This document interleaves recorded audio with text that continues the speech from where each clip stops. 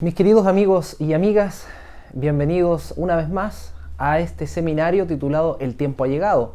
Estamos ya avanzando con el tema número 4 de una serie de 10 temáticas en el cual vamos a estudiar y vamos a profundizar en relación al tiempo del fin y a los acontecimientos que nuestro Señor Jesucristo predijo y que también le reveló a sus profetas en la palabra de Dios en relación a las señales que han de acontecer al mundo en los próximos tiempos.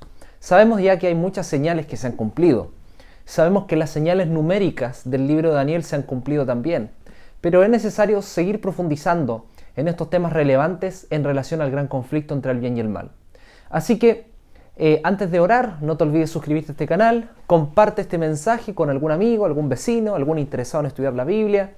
Si tienes alguna duda, si quieres hacer un comentario, no te olvides escribir más abajo en los comentarios de este video. Vamos a invocar la presencia del Espíritu Santo en nombre de Dios para que nos acompañe en el estudio de esta jornada. Oremos. Nuestro Dios que estás en los cielos, invocamos su nombre en esta jornada, Señor, te agradecemos la posibilidad donde podemos estudiar tu palabra. Rogamos que el Espíritu Santo ilumine nuestra mente para poder comprender el mensaje que tienes preparado para nosotros. En el nombre de Jesús, amén. El tema número 4, mis queridos amigos y amigas, se titula Profecías y Enseñanzas, Mateo capítulo 24 y Mateo capítulo 25. Nosotros no podemos separar Mateo 24 de Mateo 25, porque el discurso que hizo Jesucristo hace 2000 años atrás a sus discípulos lo hizo en relación a estos dos largos capítulos, pero a la vez capítulos bien profundos e interesantes en relación a los acontecimientos que han de suceder antes de la venida de Cristo.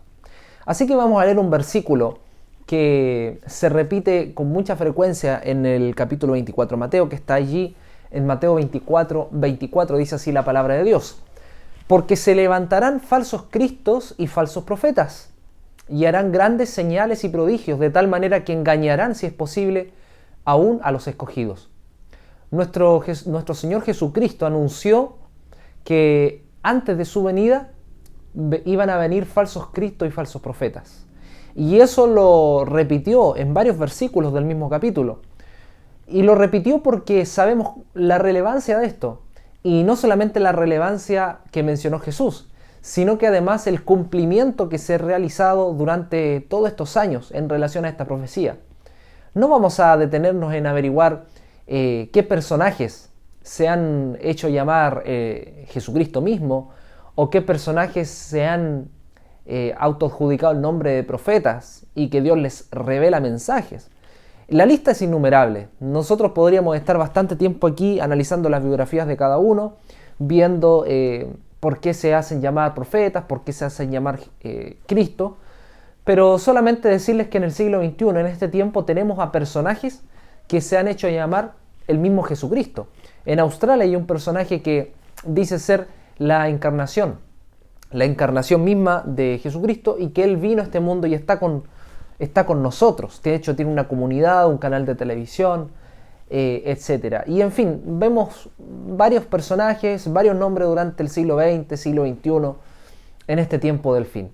Ya a esta altura podemos comprender que el tiempo del fin comenzó en el año 1798. La profecía de los 1260 años que he mencionado, que aparece en el libro de Daniel, también aparece en el libro de Apocalipsis, terminan en ese año, cuando el general Berthier arresta al Papa Pío VI y lo lleva prisionero. Desde allí nosotros comprendemos que comienza ya el tiempo del fin. Y desde ese momento, desde el siglo XIX, a fines del siglo XIX, siglo XX y en este siglo en el que estamos, evidentemente las señales que anunció Jesucristo en el libro de Mateo 24 se han reiterado con mucha frecuencia y han aumentado en este tiempo. Ahora, en relación al libro de Mateo capítulo 24, ¿qué le preguntaron los discípulos a Jesús? ¿Por qué Jesús comenzó a relatar estas señales y comenzó a anunciar sucesos que iban a acontecer y comenzó a dar enseñanza en relación a cómo debemos estar ante la venida de Cristo? ¿Qué fue lo que ocurrió allí? Bueno, los discípulos le hicieron una pregunta a Jesús. Y vamos entonces al libro de Mateo capítulo 24. Vamos a Mateo capítulo 24, vamos a leer este versículo, versículo 3. Dice así la palabra de Dios. Estando él sentado en el monte de los olivos, los discípulos se le acercaron aparte diciendo, dinos, ¿cuándo serán estas cosas? ¿Y qué señal habrá de tu venida y del fin del siglo? Los discípulos estaban impactados. Y estaban impactados porque el Señor les había dicho en los versículos anteriores, en el versículo 1 y 2, tal como aparece aquí en la foto, Cristo le mostró a los discípulos el templo y la ciudad de Jerusalén. Y en el versículo 2 les dijo claramente, de cierto les digo que no quedará piedra sobre piedra que no sea derribada. Por lo tanto, los discípulos quedaron impactados. El lugar más sagrado, más solemne, más importante de la nación de Israel se iba a desmoronar. Ese lugar era el templo. Los discípulos miraban este hermoso templo que tenía varias hectáreas, era muy grande. Y se preguntaban unos a otros, si es derribado el templo, entonces ya es el fin del mundo. Entonces por eso los discípulos le preguntaron a Jesús en el versículo 3, ¿cuándo serán estas cosas y qué señal habrá de tu venida y del fin del siglo? Ahora, esa palabra siglo no se refiere al siglo en el cual ellos vivieron, no es que, porque ellos vivieron en el siglo I, ¿verdad? Estamos hablando del año 30 y tal vez 33 después de Cristo. Y en ese año los discípulos no estaban refiriéndose a que cuándo va a ser el fin del siglo, o sea, qué ocurrirá al fin del siglo, sino que se están refiriendo al fin del mundo. La palabra fin del siglo se traduce también como fin del mundo, porque viene del griego parousia. Y la parousia es literalmente el fin del mundo. Por lo tanto, los discípulos estaban pensando en la segunda venida de Cristo. Y luego Jesús les anuncia las señales que iban a acontecer antes del fin del mundo. Pero recordarles algo, mis queridos amigos y amigas, hermanos y hermanas de iglesia, las señales que mencionó Jesús en el libro de Mateo 24 tienen un doble cumplimiento. El primer cumplimiento ocurrió precisamente con la destrucción de Jerusalén. Las señales que mencionó Jesucristo en el libro de Mateo 24 se cumplieron a cabalidad en el primer siglo. Los terremotos, la hambruna, las guerras, etc. Pero hay una señal en particular que no se cumplió en el siglo I, que es la que está registrada allí en el versículo, vamos a ver si podemos encontrarlo, versículo 29. Esa señal cósmica no ocurrió en el siglo I, o por lo menos no tenemos documentación, pero sí ocurrió en el tiempo del fin, es decir, desde 1798 en adelante, porque ustedes pueden notar allí, en el versículo 29, que dice, inmediatamente después de la tribulación de aquellos días, el sol se oscurecerá, la luna no dará su resplandor y las estrellas caerán del cielo. ¿Qué tribulación se está refiriendo Jesús? Bueno, aquí se está refiriendo a la tribulación de los 1260 años. Esa es la tribulación que se está refiriendo Jesucristo. La tribulación y el poderío del Imperio Romano. Después de eso comenzarían las señales cósmicas. Ahora vamos a detenernos en algunos versículos. Vamos a leer el versículo 6. Oiréis de guerras y rumores de guerras. Mirad que no os turbéis, porque es necesario que todo esto acontezca, pero aún no es el fin. Versículo 7. Se levantará nación contra nación y reino contra reino, y habrá pestes, hambres y terremotos en diferentes lugares. Entonces vemos acá que Jesús comienza a anunciar las señales. Nación contra nación, guerras, pleitos, hambres, terremotos en diferentes lugares. Versículo 12, vamos a leer versículo 9 y después saltamos al 12, dice el versículo 9. Entonces os entregarán a tribulación, os matarán y seréis odiados por todos por causa de mi nombre. Vemos entonces acá que además de estas señales que iban a acontecer al mundo, también el pueblo de Dios iba a ser perseguido, iba a ser atribulado por causa del nombre de Jesús, simplemente porque eran llamados cristianos, simplemente porque tomaron la bandera de Cristo. Por eso comenzaron a perseguirlos. Esto lo anunció Jesús. Y esto se cumplió, como ya les mencioné, en el siglo I. Pero ojo, también esto se cumplió en los tiempos o en los años posteriores. Versículo 12 dice, y por haberse multiplicado la maldad, el amor de muchos se enfriará. En una ocasión Jesús dijo que así como en los días de Noé, así también será la venida del Hijo del Hombre. Porque en los tiempos de Noé ustedes saben qué ocurrió. La gente se emborrachaba, orgías por doquier, eran rebeldes completamente a Dios, se burlaban de Noé y su familia, no creían en el Señor, pensaban de que no estaba loco, enfermo. Y de la misma manera hoy en día vemos un escepticismo bastante grande en el mundo. Mucha gente no cree en Dios, mucha gente no se aferra a la palabra de Dios, mucha gente es rebelde a lo que nos dice la palabra del Señor. Y sabemos que cada día la maldad está aumentando en el mundo. Eso lo sabemos. Usted que puede tener más años que yo, que nació quizás en los años 60, 70, puede notar que en ese tiempo la maldad era prácticamente nula, o si es que había bien poca, ¿verdad?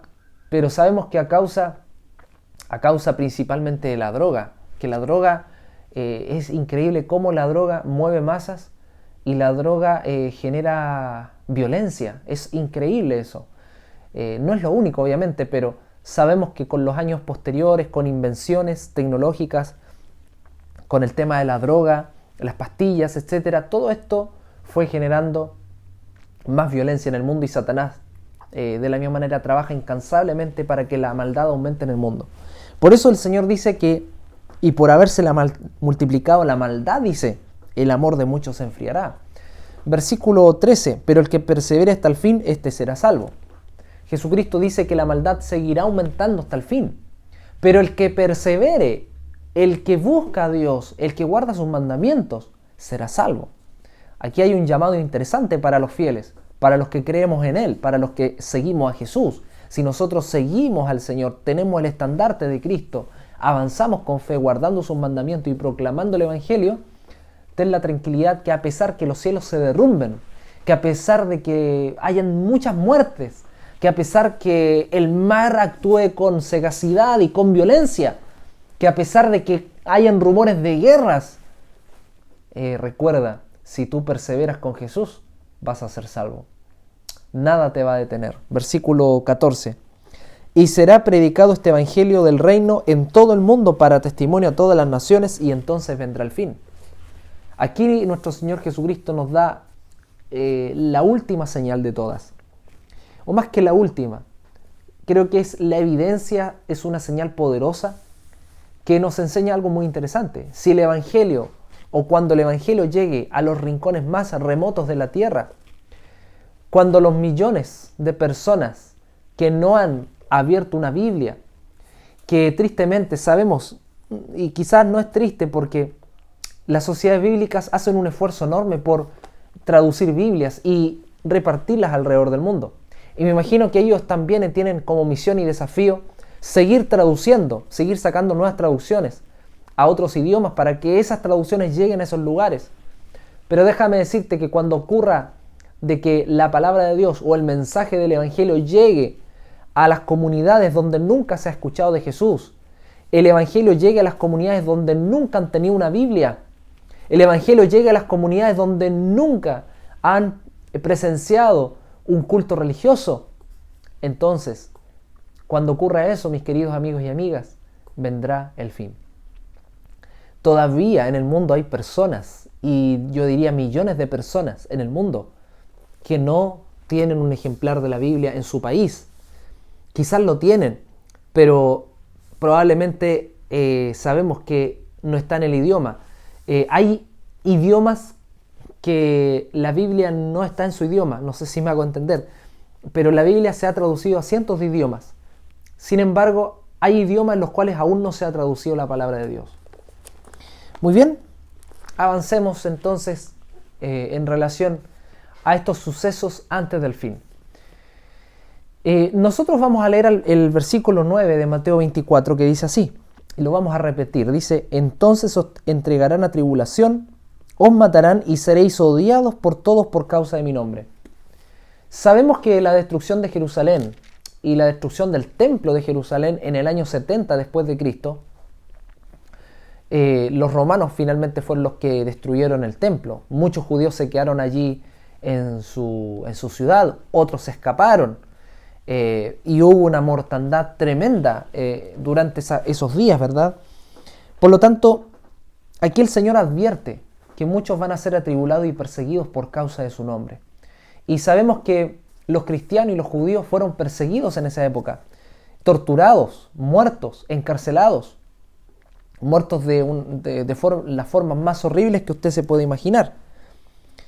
Pero sin embargo, en el libro de Apocalipsis, capítulo 13, versículos 11 al 17, encontramos una semejanza a esta aclaración del libro de Mateo, capítulo 24, versículo 9. Así que vamos juntos al libro de Apocalipsis y vamos a leer desde el versículo 13 al versículo, desde el capítulo 13, versículos 11 al 17. Apocalipsis 13, versículos 11 al 17. Dice así la palabra de Dios. Después vi a otra bestia que subía de la tierra. Tenía 2 cuernos semejantes a los de un cordero, pero hablaba como un dragón. Recordemos que el concepto bestia es un símbolo que se interpreta en la Biblia como nación o reino. Por lo tanto, vemos a un reino que sale de la tierra, que sube de la tierra, y tenía 2 cuernos semejantes a un cordero. Recordemos que el cordero es un símbolo de Cristo.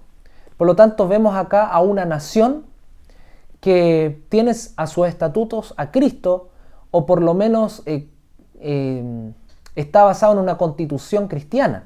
¿Ya? Estamos más o menos ya sabiendo quién es. Pero hablaba como dragón.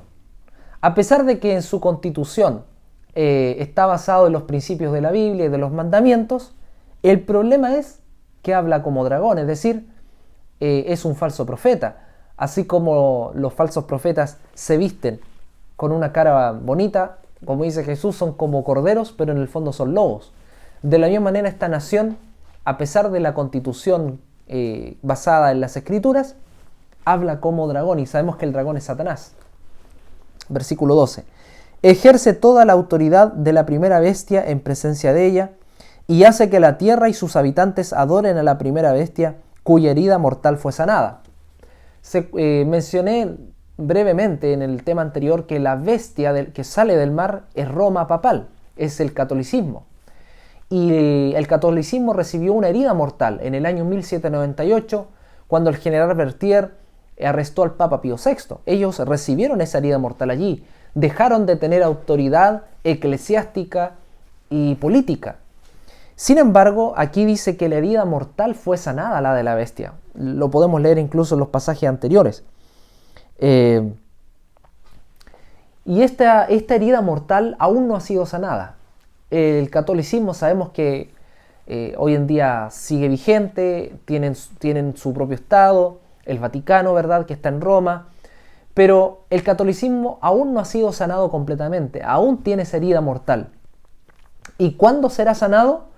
Cuando todos los moradores de la tierra se postren ante la Iglesia Católica, cuando la Iglesia Católica genere allí una estrategia mundial con el fin, ¿verdad?, de poder ayudar a la población mundial, de poder elevar leyes que ayuden a la población mundial. Cuando eso ocurra, mis queridos, y como dice el apóstol Pablo, cuando haya paz y seguridad, entonces vendrá la destrucción repentina, dice Pablo. Por lo tanto, cuando el catolicismo comienza a anunciar este asunto de la paz y de buscar la unidad y de buscar la fraternidad entre todas las religiones, entre todas las naciones, y comiencen a promulgar leyes, entonces estaremos viendo el cumplimiento de esta profecía de Apocalipsis capítulo 13.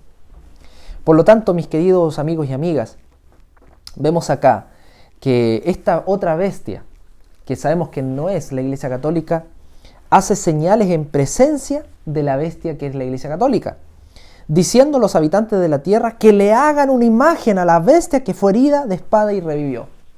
En otras palabras, esta nación que tiene estatutos o que tiene una constitución cristiana, anuncia al mundo y anuncia a las personas que le hagan una imagen a la bestia del mar, es decir, a la Iglesia Católica.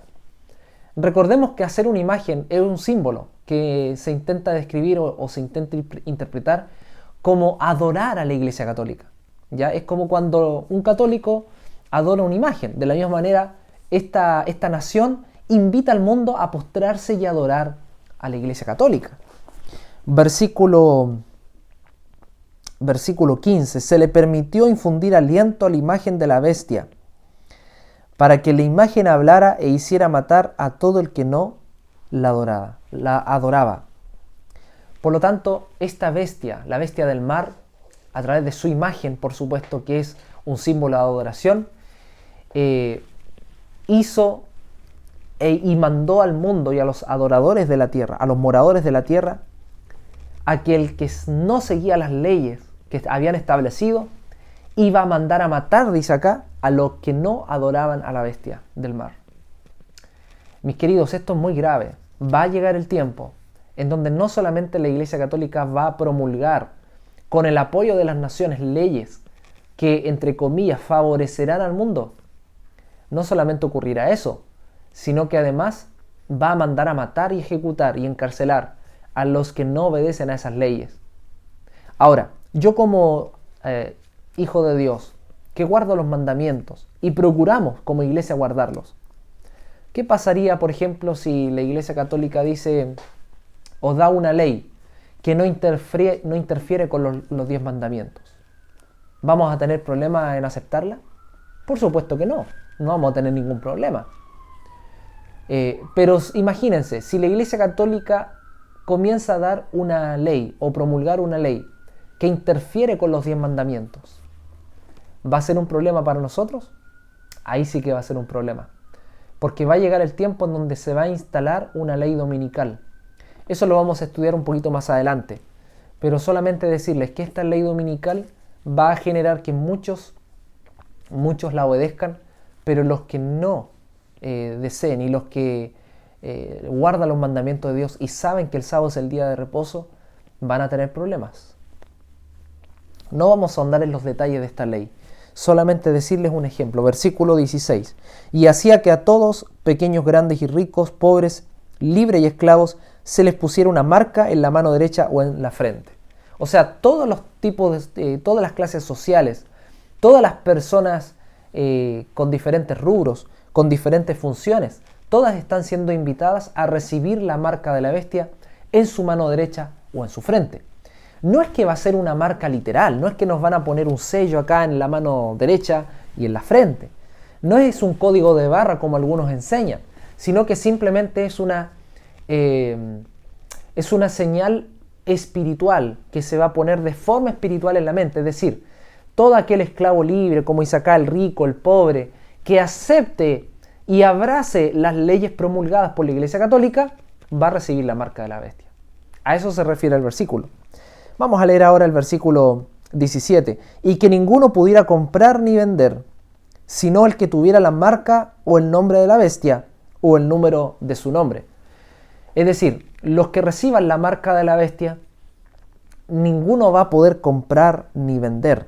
Esto no tiene que ver con que, porque acá dice, voy a repetirlo, y que ninguno pudiera comprar ni vender, sino el que tuviera la marca o el nombre de la bestia. Es decir, los que tienen el nombre de la bestia, no se refiere a que ellos solamente van a poder comprar en un negocio o van a poder vender algún producto.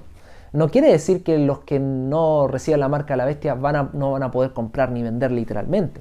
Ese concepto de comprar ni vender está íntimamente relacionado con la comercialización que aparece ahí en Apocalipsis capítulo 18, en relación a los comerciantes de la tierra, dice acá en el capítulo 18. Los comerciantes, los mercaderes de la tierra, versículo 3. A ver, vamos a leer Apocalipsis 18, versículo 3, dice: porque todas las naciones han bebido, dice, del vino del furor de su fornicación. Los reyes de la tierra han fornicado con ella, y los mercaderes de la tierra se han enriquecido con el poder de sus lujos sensuales. Este concepto mercaderes aparece bastante en el capítulo 18, versículo 11, dice: los mercaderes de la tierra lloran y hacen lamentación sobre ella, porque ninguno compra más sus mercaderías. Aquí vemos claramente algo interesante. Versículo 12, a ver, leamos ese versículo. Mercadería de oro y plata, de piedras preciosas y perlas, de lino fino, púrpura, seda y escarlata, de toda madera olorosa, todo objeto de marfil y todo objeto de madera preciosa, de cobre, hierro y mármol, canela y especia aromática, incienso, mirra, olíbano, vino y aceite, flor de harina y trigo, bestia y ovejas, caballos y carros, esclavos y almas de hombres. interesante. Todos los mercaderes beben del vino del furor de la fornicación, de la bestia o de la ramera, que es lo mismo. El vino, recordemos que representa y simboliza las doctrinas falsas de la Iglesia Católica. Por lo tanto, los que no obedecen y los que no reciben la marca de la bestia, evidentemente, no están dispuestos a recibir las enseñanzas falsas, ni comprarlas, ni venderlas, ni anunciarlas. Pero los que sí recibieron la marca, ellos están dispuestos a recibirlas y anunciarlas, a venderlas. A eso se refiere, a las enseñanzas erróneas y a las doctrinas falsas de la Iglesia Católica. Versículo 18, aquí hay sabiduría. El que tiene entendimiento cuenta el número de la bestia, pues es número de hombre, y su número es 666. El número de la bestia es un número imperfecto, 666. Pero el número de Dios, sabemos que es el número 7. Es un número perfecto, porque en 7 días creó Dios los cielos y la tierra, y el séptimo día Dios descansó, la perfección de la creación. Por lo tanto, 666 es un número imperfecto, que nos enseña algo interesante. Satanás no es perfecto, porque a pesar de que él trata de imitar a Dios, y lo vemos nosotros en los pasajes del libro de Apocalipsis, sabemos que esa imitación es falsa, y sabemos que esa imitación no va a llegar a ningún lado. Engaña al mundo, pero sabemos también que al final del tiempo Satanás va a ser destruido. Entonces, de acuerdo a lo que hemos leído hasta ahora, ¿qué podemos entender? Que así como en los tiempos de Cristo hubo una persecución contra el pueblo de Dios, de la misma manera en los tiempos del fin también habrá una persecución contra los que no adoran a la bestia y a su imagen, y contra los que no reciben la marca de la bestia. Por lo tanto, mis queridos amigos y amigas, recordar esto que es muy importante. Las señales de Mateo 24 tienen cumplimientos. El primer cumplimiento ocurrió con la persecución de Jerusalén. También tuvo un cumplimiento, por supuesto, con la persecución de los cristianos durante los 1260 años de la tribulación papal. Pero ocurrirá la última tribulación en el tiempo del fin, que aún no ha ocurrido aún, que es cuando el pueblo será perseguido por la Iglesia Católica y por los que no adoren a las leyes que allá se impongan. Muy bien, ahora, de acuerdo a lo que leímos hace unos minutos atrás en el libro de Mateo capítulo 24, versículo 13, ¿recuerdan lo que leímos allí? Dice que el que persevere hasta el fin, este será salvo. Y en Apocalipsis 14, 12, dice, aquí está la perseverancia de los santos, los que guardan los mandamientos de Dios y tienen la fe de Jesús. La misma palabra perseverancia que aparece en el libro de Mateo 24 se aplica en Apocalipsis capítulo 14. Da a entender algo muy importante. La perseverancia que anunció Jesús en Mateo 24, ¿verdad? Es la misma perseverancia que nos invita a nosotros a realizarla en este tiempo del fin. En el conflicto de los siglos, página 580, Ellen White escribió: solo los que hayan fortalecido su mente con las verdades de la Biblia podrán resistir en el último gran conflicto. Mis queridos, los que perseveramos somos llamados a meditar y estudiar la palabra. Somos llamados a orar en todo momento. Somos llamados a guardar sus mandamientos para poder resistir los sucesos finales del fin. Que Dios nos ayude, que tenga misericordia a nosotros, porque si estamos vivos cuando vengan estos sucesos, que Dios nos ayude para poder soportarlos. En el libro de Mateo 24 leemos una frase interesante, así que vamos juntos allí, vamos juntos nuevamente a Mateo 24, vamos al versículo 15, dice: por tanto, cuando veáis en el lugar santo la abominación desoladora de la que habló el profeta Daniel, el que lea entienda. Entonces los que estén en Judea huyan a los montes, el que esté en la azotea no descienda para tomar algo de su casa, el que esté en el campo no vuelva atrás para tomar su capa, pero hay de las que estén en cinta y de las que críen en aquellos días. Orad pues, que vuestra huida no sea en invierno ni en sábado. Aquí vemos Jesucristo que anuncia que cuando oigan que en el lugar santo ocurrirá la abominación desoladora del que habló el profeta Daniel, huyan, escapen, váyanse, porque va a venir la grande. El templo va a ser destruido, va a ser quemado. Y no solamente el templo, sino que los habitantes de aquella ciudad van a morir a espada, van a morir de otras formas. Por lo tanto, huyan porque se vienen tiempos de guerra, tiempos de peligro, tiempos de matanza, dice Jesús. ¿El lugar santo qué es? Bueno, el lugar santo sabemos que tiene relación con el santuario, con el templo. Por lo tanto, en primera instancia, la abominación desoladora está directamente relacionada con la destrucción del templo de Jerusalén, ¿verdad? De hecho, la palabra abominación desoladora se puede traducir también como horrible sacrilegio. O sea, no vamos a detenernos ahora, pero en leer unas citas en relación a lo que pasó en esa época. Hubo un historiador y sacerdote llamado Flavio Josefo que él describió detenidamente lo que aconteció en esa época. Y fueron sucesos realmente horribles. Y así como lo mencionó Jesús, así también lo testificó este historiador Flavio Josefo, que fue testigo de lo que ocurrió en esa época. Muy bien. Entonces, la palabra abominación, además, en los escritos del Antiguo Testamento, tiene relación con la idolatría y las prácticas sexuales, ¿ya? Por lo tanto, es una palabra, podríamos decir, que apunta a lo que no es de buen nombre, podríamos decir. Por lo tanto, la palabra abominación es una palabra que evidentemente denota que va a haber un sacrilegio, va a haber un pecado horrible, va a haber una muerte, una matanza horrible, ¿ya? Muy bien. Pero así como la abominación desoladora se aplicó en el siglo I en relación a la destrucción del Templo de Jerusalén, también se aplica en el contexto del tiempo del fin. Así que vamos juntos al libro de Daniel. Vamos a Daniel capítulo 8. Daniel capítulo 8, versículos 9 al 12. Daniel 8, versículos 9 al 12. Dice así la palabra de Dios. De uno de ellos salió un cuerno pequeño, que creció mucho hacia el sur y el oriente, y hacia la tierra gloriosa. Recordarles que el cuerno pequeño es la Iglesia Católica.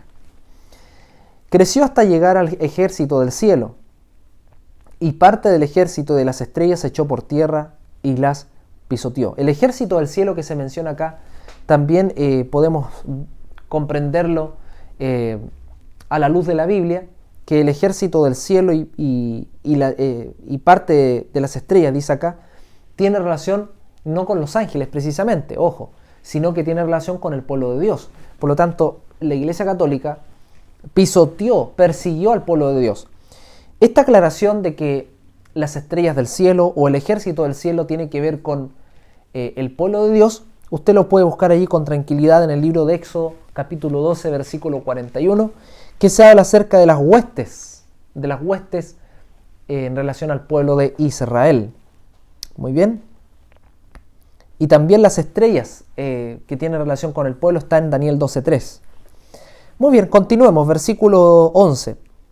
Aún se engrandeció frente al príncipe de los ejércitos, por él fue quitado el sacrificio continuo y el lugar de su santuario fue echado por tierra. Durante el periodo de los 1260 años, entre el año 538 y el 1798, la Iglesia Católica torturó, persiguió y mató al pueblo de Dios, y no solamente eso, sino que echó por tierra la verdad de que Cristo estaba en el santuario celestial como sumo sacerdote intercediendo en favor del pueblo, mencionándoles al pueblo que el intercesor era el Papa y eran los sacerdotes, que ellos no tenían que acudir a Cristo, sino que ellos tenían que acudir a los sacerdotes, confesarse ante los sacerdotes, pagar penitencias y un sinfín de otras enseñanzas y tradiciones de hombres que no aparecen en la Biblia.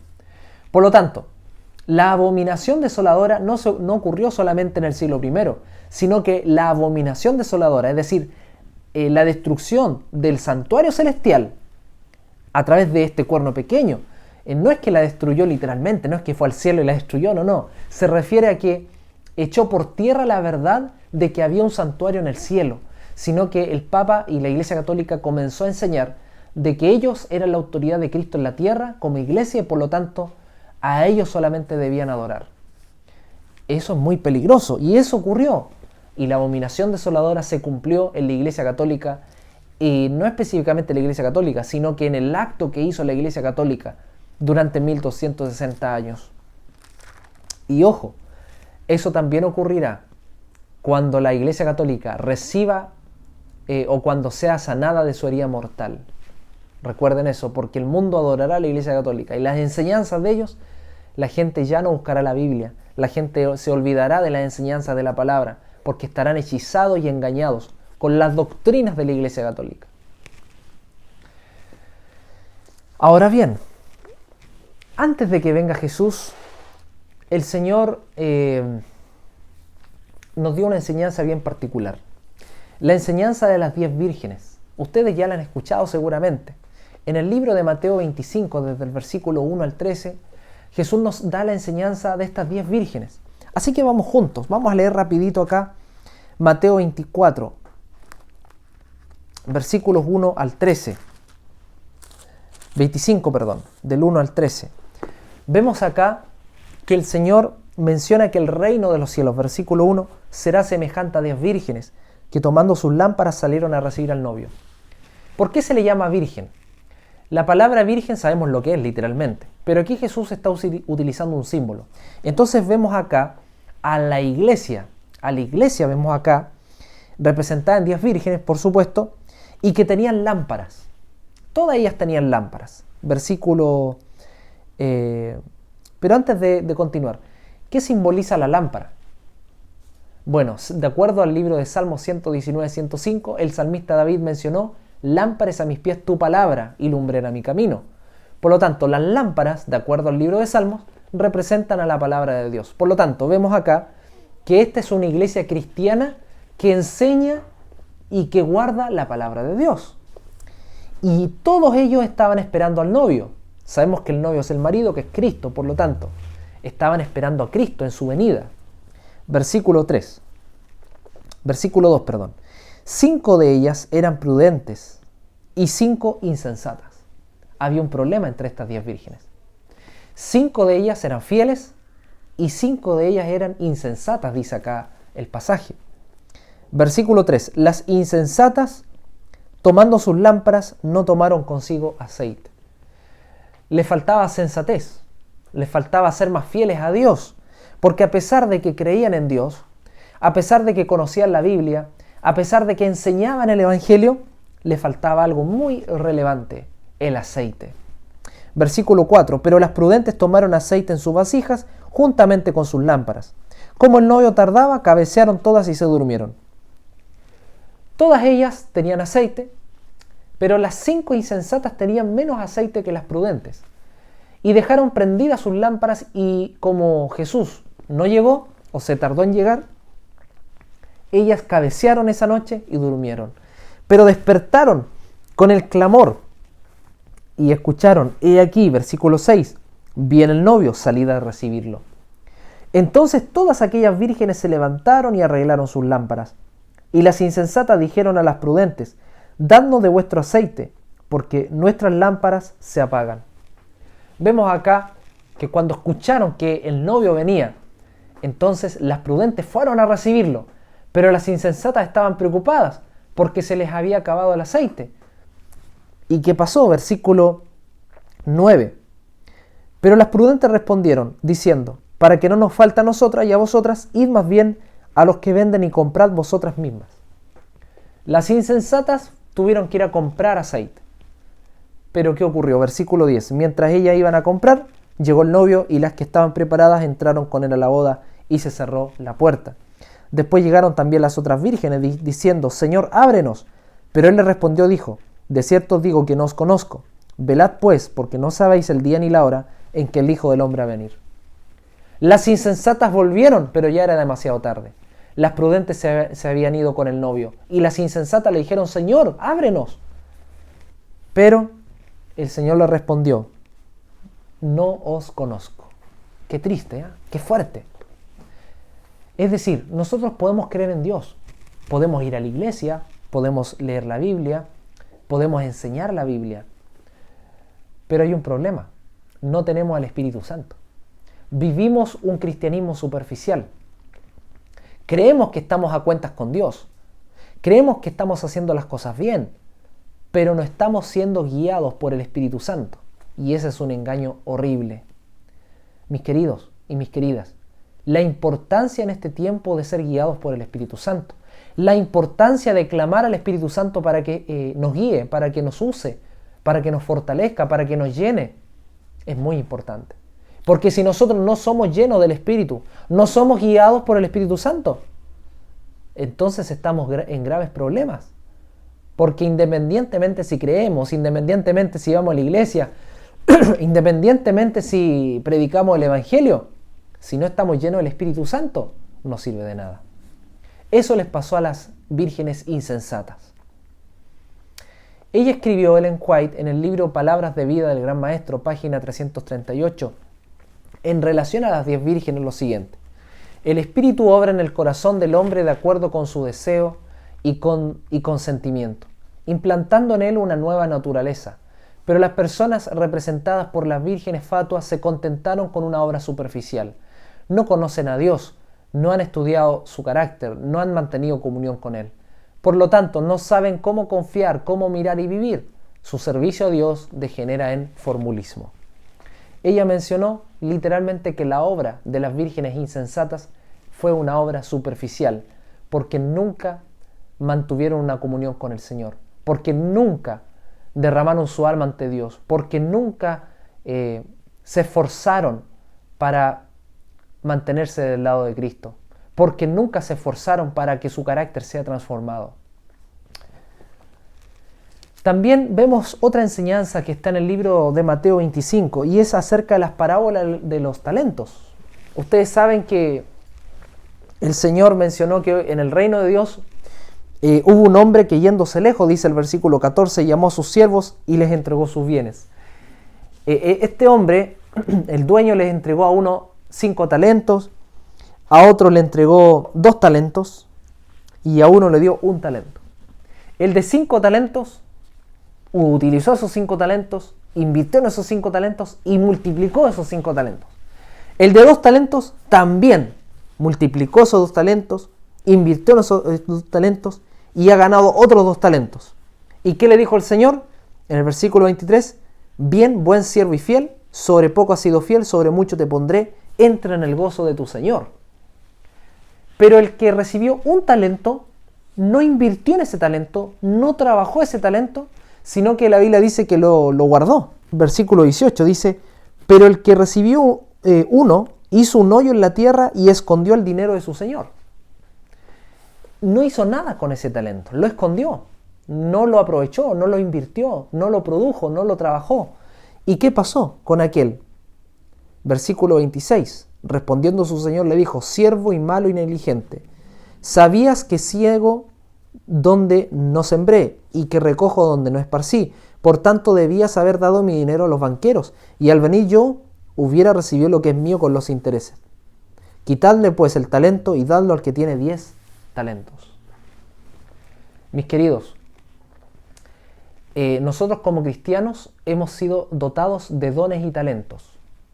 Hay algunos dones que son naturales y hay otros dones que son, o talentos que uno los adquiere en el tiempo y que el Señor nos da, por supuesto. Pero el problema es que si nosotros no trabajamos los talentos que vamos adquiriendo, en el sentido de no estamos haciendo la obra de Dios, no estamos predicando el Evangelio, no estamos enseñando el Evangelio, no estamos guardando los mandamientos, etc. Si no estamos haciendo la obra de Dios, si no estamos enseñándole a otras personas a Cristo, la salvación, entonces de nada sirve. Por lo tanto, recuerda que si tú eres guiado por el Espíritu Santo, vas a recibir los dones espirituales, tales como el gozo, la paz, la benignidad, el amor y un sinfín de otros dones. Pero mi querido amigo y mi querida amiga, no sirve de nada recibir un talento que viene del Espíritu Santo si tú no lo trabajas, si tú no le sirves. Si tú tienes el don del canto y Dios te llama para que le sirvas a través del canto y tú no lo haces, entonces el Señor te dirá en el día del juicio qué hiciste. Si tú tienes el don de administración y trabajas en la iglesia administrando los recursos de la iglesia, por ejemplo, o en el área de secretaría de iglesia, pero no lo haces y lo haces de forma negligente, el Señor te dirá en aquel día qué hiciste. Si tienes la habilidad para enseñar la Biblia y no lo hiciste y no enseñaste a otros la Biblia, el Señor te preguntará en el día del juicio, ¿qué hiciste? Por lo tanto, el tema de los talentos es muy importante. Dios nos ha dado dones a cada uno de nosotros, pero si nosotros no sabemos ocuparlos o derechamente no los ocupamos, entonces tenemos graves problemas. Si no sabemos ocuparlos, pidámosle sabiduría a Dios para que nos ayude. En relación a los talentos, también Ellen White escribió en el libro Palabras de vida del Gran Maestro, página 290, el que había recibido el don más pequeño fue el que dejó su talento sin mejorar. Aquí se da una advertencia a todos los que sienten que la pequeñez de sus talentos los excusa de servir a Cristo. Si pudieran hacer algo grande, cuán gozosamente lo emprenderían, pero debido a que solo pueden servir en cosas pequeñas, piensan que están justificados en no hacer nada. En esto se equivocan. El Señor está probando el carácter por la manera en que distribuye los dones. El hombre que deja de aprovechar su talento demuestra que es un siervo infiel. Si hubiera recibido 5 talentos, los habría enterrado lo mismo, como encerró el único que recibió. El mal uso de un solo talento mostró que despreciaba los dones del cielo. Mis queridos, Cristo viene pronto. Las señales ya lo indican. Sabemos de que hay señales que no se han cumplido. Sabemos que va a venir una gran persecución sobre el pueblo de Dios. Sabemos que en los próximos años se promulgarán leyes que dentro de esas leyes van a haber algunas que van a ir contrarias a lo que nos enseña la Biblia. Y en esos tiempos debemos tomar 2 caminos, ser fieles a Dios o no ser fieles a Dios. Sabemos también la importancia de recibir al Espíritu Santo y la importancia de cultivar los talentos y aprovechar esos talentos que Dios nos ha dado. ¿Acaso estamos dispuestos a perseverar hasta el fin? ¿Acaso estamos dispuestos a recibir al Espíritu Santo? ¿Y acaso estamos dispuestos a servir a Dios con nuestros dones y talentos? Que Dios te ayude y nos ayude a nosotros para que en este tiempo del fin podamos ser fieles a Dios y a medida que nos acerquemos a la venida de Cristo, cada día podamos hacer su voluntad y crecer con Él. Si es tu deseo en el Señor, yo te invito a que desde ya puedas practicarlo y prepararte para la venida de Cristo. Vamos a orar al Señor. Cariñoso Dios, gracias una vez más por este mensaje. Quédate con nosotros, Señor. Sabemos que tú vienes pronto. Ayúdanos a prepararnos. Estudiamos varios temas en relación a Mateo 24, el libro de Daniel, Apocalipsis, Mateo 25. Y de todos ellos podemos sacar una conclusión. Tú vienes pronto, es necesario recibir el Espíritu Santo, debemos guardar tus mandamientos y debemos también anunciar el Evangelio. Mi Dios, ayúdanos para ser fieles hijos tuyos. En el nombre de Jesús. Amén. Muchas gracias, mis queridos amigos y amigas, por acompañarnos en este nuevo tema de una totalidad de 10 temáticas que vamos a estar enseñando. No te olvides suscribirte a este canal, comparte este mensaje a algún amigo, alguna amiga, algún interesado de la Biblia y que el Señor te bendiga grandemente. Nos vemos en un próximo capítulo. Chao, Dios te bendiga.